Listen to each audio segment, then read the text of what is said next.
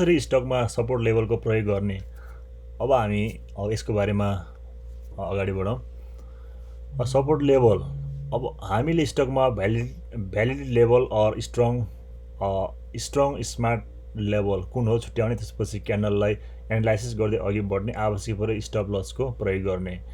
जस्तो अब valid level अर स्ट्रङ स्मार्ट लेभल, जस्तो स्ट्रङ लेभल पनि भन्ने गर्छ होइन, अनि कतिले चाहिँ स्मार्ट लेभल पनि भन्छ कि होइन। जस्तो स्ट्रङ स्मार्ट लेभल भनेको र भ्यालिड लेभल भनेको जहाँ चाहिँ बजार चाहिँ एउटा सपोर्ट लेभलमा बसिसकेपछि, जस्तो 1 2 3 4 जस्तो 3वटा भन्दा बढी, जस्तो सपोर्ट लेभलमा 3 पटकभन्दा बढी चाहिँ टच भएर फेरि यसरी टच हुँदै यसले चाहिँ सपोर्टको काम गरिरहेको अवस्था छ, एरिया छ, लेभल छ, जोन छ। अब हो यस्तो छ भने त्यसलाई चाहिँ हामी स्ट्रङ भ्यालिड लेभल अर स्ट्रङ स्मार्ट लेभल भनेर भन्ने गरिन्छ। जस्तो अब यहाँ चाहिँ स्मार्ट सपोर्ट जोन भयो यो होइन। यस्तो 4 पटकसम्म चाहिँ यहाँ चाहिँ बजार चाहिँ फेरि यहाँ आउँदै फर्किँदै गरिरहेको अवस्था छ भने यसलाई चाहिँ हामीले भ्यालिड लेभल अर स्ट्रङ स्मार्ट लेभल भनेर भन्छौँ। अब त्यसपछि यसमा चाहिँ अब हामीले सपोर्ट जोनमा चाहिँ बजार माथिबाट तल आइरहेको अवस्था छ। यहाँ चाहिँ एउटा लेभल आएपछि फेरि ठक्कर खायो, फेरि यहीँ, फेरि यसरी हो। बजार माथि आइसकेपछि तल झर्ने बेलामा चाहिँ अवरोध हुन्छ, जहाँ चाहिँ सपोर्ट हुन्छ त्यहाँ चाहिँ त्यो लेभल चाहिँ सपोर्ट लेभल भनेर भनिन्छ। बजार माथिबाट करेक्सन हुँदै आइरहेको अवस्था हुनु पर्यो, त्यसपछि यहाँ चाहिँ बााउन्स हुने अवस्था छ भने यसले चाहिँ छेक्ने, योभन्दा तल चाहिँ बजार अब घट्न नदिनको लागि चाहिँ यहाँ सपोर्ट लिएर सपोर्टको लागि हेल्प लिएर बसिरहेको यो एरिया छ भने त्यसलाई हामीले सपोर्ट जोन भनेर भनिन्छ। अब रेजिस्टेन्स अथवा अवरोध जोन, बजारको बढ्दो चाल अपवार्ड मुभ रोकिन सक्ने मूल्यको स्तर हो र आपूर्तिको अथवा सप्लाई जोन हो। व्यावसायिक लगानीकर्ताहरू बिक्री गर्ने क्षेत्र प्रोफेसनल इन्भेस्टर सेलिङ जोन, अथवा यो चाहिँ रेजिस्टेन्स जोन भनेको बजारको बढ्दो चाल अपवार्ड मुभ हुन्छ, बजार चाहिँ बढिरहेको अवस्था हुन्छ र बजार बढिरहेको अवस्थामा ठ्याक्क आएर त्यो एरियामा पुगेपछि बजार चाहिँ बढ्नको लागि चाहिँ अवरोध हुने एरिया हुन्छ हो। त्यसपछि त्यो एरियामा आएर के हुन्छ भन्दाखेरि बजार चाहिँ अब बेच्नेहरूले चाहिँ के गर्छ, इन्भेस्टरहरूले चाहिँ ट्रेडरहरूले चाहिँ त्यो एरियामा गएर चाहिँ स्टक चाहिँ सेल गरेर सेलिङ पावर धेरै आउने सम्भावना हुन्छ हो। त्यो एरिया चाहिँ रेजिस्टेन्स लेभल हो अथवा अवरोध जोन हो, त्यो लेभल पार गर्नलाई मुस्किल हुन्छ भनेको। त्यसपछि रेजिस्टेन्स जोन यो सपोर्ट जोनको ठ्याक्कै उल्टो यस्तो साइकोलोजिकल प्राइस लेभल हो, जहाँ चाहिँ खरिद डिमान्डभन्दा बिक्री सप्लाई बढी भएर एउटा पोइन्टबाट मूल्य घट्ने हुन्छ, जसलाई हामी अवरोध अथवा रेजिस्टेन्स भन्दछौँ।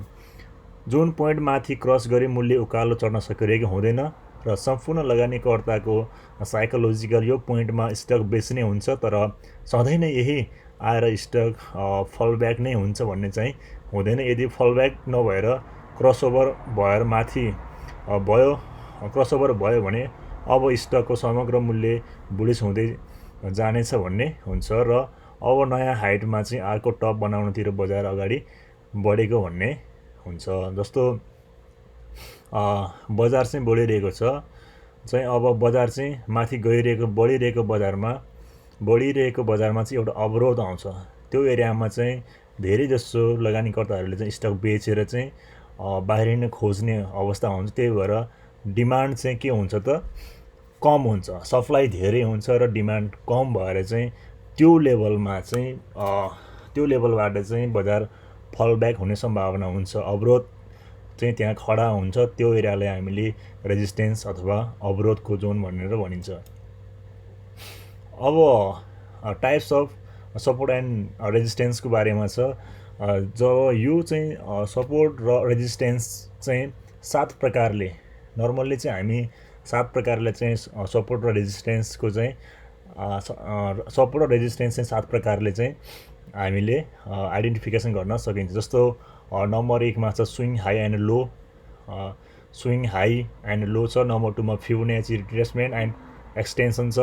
नम्बर 3 मा राउन्ड बटम्स, 4 मा पिभट पोइन्ट्स, 5 मा dynamic moving average and trend lines and band हो। अब सपोर्ट एन्ड रेजिस्टेन्स छुट्याउने तरिकाहरू चाहिँ यी 7 प्रकारकाहरू छन्। अब कसरी लगानी गर्ने त रेजिस्टेन्स लेभलमा? अब हामीले यहाँ चाहिँ रेजिस्टेन्स अवरोधको जोन चाहिँ हामीले थाहा पाइसकेका छौँ। अवरोध अथवा रेजिस्टेन्स लेभल भनेको चाहिँ यो एउटा साइकोलोजिकल एउटा प्राइस लेभल हो, जहाँ चाहिँ डिमान्डभन्दा चाहिँ बिक्री धेरै हुन्छ र सपोर्ट लेभलको ठ्याक्कै उल्टो हुन्छ। यहाँ चाहिँ जस्तो सपोर्ट लेभलमा चाहिँ बजार बढेर चाहिँ बजार घटिरहेको अवस्था हुन्छ भने रेजिस्टेन्समा चाहिँ घट्दो बजारबाट बजार चाहिँ माथि आइरहेको हुन्छ र त्यसपछि चाहिँ बजार रोकिन सक्ने सम्भावना चाहिँ हुन्छ भने त्यस लेभललाई चाहिँ हामी रेजिस्टेन्स भन्छौँ। यानि कि बजार बढिरहेको अवस्थाको बजारलाई चाहिँ बढ्न नदिएर रोकिने अथवा ब्रेक लाग्ने लेभललाई चाहिँ रेजिस्टेन्स लेभल भनेर हामीले नर्मली रूपमा चाहिँ बुझ्छौँ।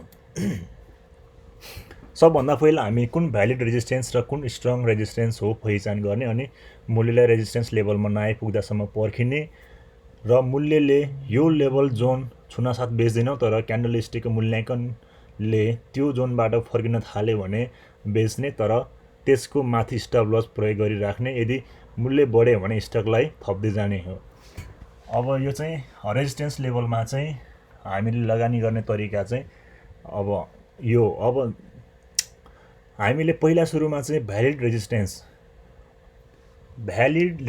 भनेको रेजिस्टेन्स हुनको लागि कम्तीमा पनि 2 देखि 3 ठाउँमा चाहिँ बजार चाहिँ अडिएको हुनु पर्यो। यदि 3 भन्दा चाहिँ बढी ठाउँमा चाहिँ बजार अडिएको छ भने त्यसलाई हामीले स्ट्रङ रेजिस्टेन्स लेभल भन्ने गरिन्छ। त्यसपछि अब हामीले बजार चाहिँ यो स्ट्रङ रेजिस्टेन्स भयो, यो लेभल चाहिँ स्ट्रङ रेजिस्टेन्स लेभल हो। यहाँ चाहिँ 2 पटक, यहाँ चाहिँ 3-4, यो सुध 5 पटक, यसरी चाहिँ बजार धेरै ठाउँ अड्किएको छ भने यो चाहिँ स्ट्रङ रेजिस्टेन्स लेभल हो। बजार हामीले यो अवस्थामा यहाँ आउने बित्तिकै हामीले बजार बेच्दैनौँ। बजार कहिले हामीले चाहिँ कहाँ चाहिँ हामी बजारबाट चाहिँ हामी चाहिँ आउट हुने भन्दाखेरि जब यो बजारमा रिट्रेस हुने बित्तिकै यहाँ आयो। अब यहाँ चाहिँ यो क्यान्डलस्टिक भनेको प्योर नेगेटिभ क्यान्डलस्टिक हो, अब यहाँ रेड क्यान्डलस्टिक फर्म भएको छ भने हामी चाहिँ यहाँबाट चाहिँ हामी के गर्छौँ, प्रफिट बुक गर्छौँ र हामीले स्टप लस प्रयोग गरिराख्छौँ भनेको अर्थ के हो? जस्तो यहाँ हामीले बेचेपछि स्टप लस हाम्रो युज हुने भनेको यो माथिको एरियामा हुन्छ। जस्तो रेजिस्टेन्स लेभलमा हामीले यहाँ बेचेपछि माथि किन्ने हो। यानि कि यहाँ बेच्ने बित्तिकै अब हामीले बेचेर चाहिँ हामी यहाँबाट चाहिँ स्टप लस प्रयोग गरेर चाहिँ हामी बाहिर निस्कन्छौँ। यहाँ चाहिँ बेच्ने अनि फेरि यहाँ चाहिँ अब यो क्रस गरेपछि यहाँ माथि किन्ने, यो स्ट्राटेजी चाहिँ हामीले प्रयोग गर्दछौँ रेजिस्टेन्स लेभलमा। र त्यसपछि चाहिँ बजार चाहिँ फेरि यहाँबाट माथि बढ्दै गयो। जस्तो यहाँ चाहिँ अब बजार फेरि घटेर फेरि तल आयो, फेरि बाउन्स, अब यहाँ फेरि टेस्ट गर्यो, यहाँ पनि फेरि यो चाहिँ अब इन्डिसिजन हो। यो इन्डिसिजन क्यान्डल हो, यसले चाहिँ न माथि जान्छ न तल जान्छ, थाहै थिएन। अनि भोलिपल्ट यहाँ चाहिँ रेड क्यान्डल फर्म भयो। अब बजार अब चाहिँ फेरि क्रस गर्न सक्ने यसको चाहिँ क्यापेसिटी चाहिँ छैन। अब यहाँ यानि कि यहाँ चाहिँ हामी किन्दैनौँ अझै पनि। त्यसपछि हामी के गर्छौँ, अब यहाँबाट फेरि फल यहाँ हुने बित्तिकै तल आउने बित्तिकै हामी यहाँ चाहिँ यसले चाहिँ के गर्यो, ब्रेकआउट गर्यो। यो ब्रेकआउट गर्ने बित्तिकै हामी कहाँ किन्छौँ त भन्दाखेरि यहाँ किन्छौँ। यहाँ किन्नु भनेको मतलब यहाँ चाहिँ अझ हामीले स्टक चाहिँ थपेर किन्ने। जस्तो हामीले यहाँबाट चाहिँ हामी चाहिँ यदि हामीसँग स्टक थियो भने यहाँ चाहिँ यहाँसम्म हामीले नबेच्ने थियो भने बेच्थेन, यहाँ पनि बेच्ने थिएन। जस्तो यहाँ बेच्यौँ, जस्तो यहाँ टस हुने बित्तिकै हामीले बेच्ने भन्ने होइन, किनकि यहाँ चाहिँ क्यान्डलस्टिक हेर्ने हो, त्यसपछि हामीले बेच्ने। जस्तो यहाँ चाहिँ अब हामी इन्डिसेन्ट प्याटर्न के हुन्थ्यो भन्ने थाहा थिएन। अनि त्यसपछि अब यहाँ चाहिँ अब हामीले के गर्ने त, अब त्यसपछि यहाँ रेड क्यान्डल, यहाँ चाहिँ अब हामी एक्जिट हुने। त्यसपछि अब हामीले किन्नु पऱ्यो भने कहाँ किन्ने भनेर हामीले सोचिरहेको हुन्छौँ भन्दाखेरि माइन्ड मेकअप, स्टप लस भनेकै माइन्ड मेकअप हो।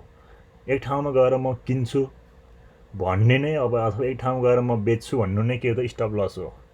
त्यही भएर हामीले चाहिँ स्टप लस हामी कहाँ राख्ने भने यहाँ यतातिर, जस्तो यो लेभलबाट हामी बेचेपछि यो लेभलमा हामीले किन्ने भनेर राखेको हुन्छ भने त्यो नै स्टप लस हो, रेजिस्टेन्स लेभलमा स्टप लस।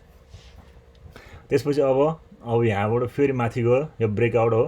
ब्रेकआउट भइसकेपछि फेरि हामीले यहाँ किन्छौँ। जस्तो यहाँ हामीले बेचेको छौँ, यति लस हामीले खाएन, लस नखाए पनि यहाँ अलिकति, यहाँभन्दा यहाँ अलिकति मूल्य बढाएर नै हामीले के गर्छौँ त, स्टप लस लिन्छौँ। जस्तो बजार बढ्नकै लागि रेजिस्टेन्स लेभलमा चाहिँ के हुन्छ भन्दाखेरि हामीले रेजिस्टेन्स लेभल ब्रेक गर्न सकेन भने हामी त्यहाँबाट चाहिँ स्टप लस चाहिँ युज गरेर हामी चाहिँ बाहिर निस्कन्छौँ। भन्नुको मतलब हामीले बजारबाट चाहिँ हामी चाहिँ अब घाटा नखाइकन बेच्छौँ भन्ने हुन्छ भने यहाँ बेच्यो भने हामीलाई त अब त्यसपछि बजार बढ्ने सम्भावना कहिले थाहै छैन। त्यसपछि अब हामी यहाँ एक्जिट हुने बित्तिकै यहाँबाट बााउन्स भयो, तर यहाँबाट बााउन्स हुन्थ्यो भन्ने हामी थाहै हुन, कति पो झर्ने, अझै झर्न सकिन्थ्यो हो। त्यही भएर यति बढी योभन्दा तलको चाहिँ म चाहिँ रिस्क लिन्न भनेर हामी चाहिँ यहाँ एक्जिट हुने हो।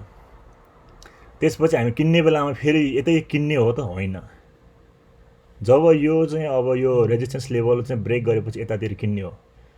यानि कि रेजिस्टेन्स लेभलमा चाहिँ हामीले यो एउटा के चाहिँ स्ट्राटेजी युज गर्नुपर्छ भन्दाखेरि बढ्न लागेको छ भने 50% चाहिँ बढ्ने, अलिकति अब बढ्ने चाहिँ चान्स होस्। 20 रुपियाँमा पाउने चिज चाहिँ बरु म चाहिँ 30 रुपियाँ तिर्छु तर बढ्ने चान्स चाहिँ होस् भन्ने चाहिँ त्यो चाहिँ स्ट्राटेजी चाहिँ हामीले यहाँ युज गर्नुपर्छ। जस्तो अलिकति महँगो भए पनि बढ्ने चाहिँ चान्स चाहिँ हाई होस् न हो। सो त्यही भएर हामी यहाँ चाहिँ रेजिस्टेन्स लेभल ब्रेक गर्ने बित्तिकै यहाँ हामीले किन्ने गर्छौँ। यो चाहिँ अब रेजिस्टेन्स लेभलमा चाहिँ हामी कसरी चाहिँ ट्रेडिङ गर्ने भने, ट्रेडिङ सेटअप गर्ने भन्ने कुरा यो। अब त्यसपछि ब्रेकआउट अथवा छेदन भन्छ। यो ब्रेकआउट भनेको जस्तो यो एउटा बिन्दु जुन बिन्दुबाट बााउन्स ब्याक भएमा हामी सपोर्ट लेभल र फल ब्याक भएमा रेजिस्टेन्स लेभल भन्दछौँ। यसरी यी एक अर्काको मूल्य क्रस भएर ओभर हुँदै सपोर्ट लेभल पार गरेको खण्डमा अझै घट्न सकिने र रेजिस्टेन्स लेभल पार गरेको खण्डमा मूल्य बढेर जाने हुन्छ, जुन यही नै ब्रेकआउट हो। जस्तो यहाँ के भनेको छ भन्दाखेरि एउटा बिन्दुबाट चाहिँ मूल्य चाहिँ बााउन्स ब्याक भएमा हामी सपोर्ट लेभल र फल ब्याक भएमा रेजिस्टेन्स लेभल भन्दछौँ हैन। यसरी चाहिँ यी एक अर्कामा मूल्य क्रसओभर हुँदै सपोर्ट लेभल पार गरेको खण्डमा बजार अझै घट्न सकिने र रेजिस्टेन्स लेभल पार गरेको खण्डमा अझै मूल्य चाहिँ बढेर जाने भन्ने हुन्छ। अब बढेर जाने सक्ने भन्ने नै हुन्छ। अब जुन यही नै ब्रेकआउट हो र यसरी ब्रेकआउटको समयमा अरू सामान्य दिनको भन्दा स्टक भोल्युम धेरै कारोबार भएको हुन्छ। जति धेरै भोल्युम कारोबारबाट पोइन्ट ब्रेकआउट भएको हुन्छ त्यति नै तेज गतिमा अब रेजिस्टेन्स लेभल पार गरेको भए मूल्य बढ्ने, या सपोर्ट लेभल पार गरेको भए त्योभन्दा अझै मूल्य घट्ने हुन्छ। अब यसरी ब्रेकआउट भएको स्टक पछि पनि पुनः पहिलेकै अवस्थामा फर्किन पनि सक्छ, तर त्यो बेला सपोर्ट क्रस गरी झरेर पुनः माथि फर्कदा त्यही उसको रेजिस्टेन्स लेभल हुन्छ र रेजिस्टेन्स लेभल क्रस गरेर बढेको स्टक तल आउँदा त्यही पहिलेको लेभल उसको लागि चाहिँ सपोर्ट लेभल बन्न जान्छ र यसलाई हामी रेजिस्टेन्स अफ ब्रेकआउट भनेर भनिन्छ।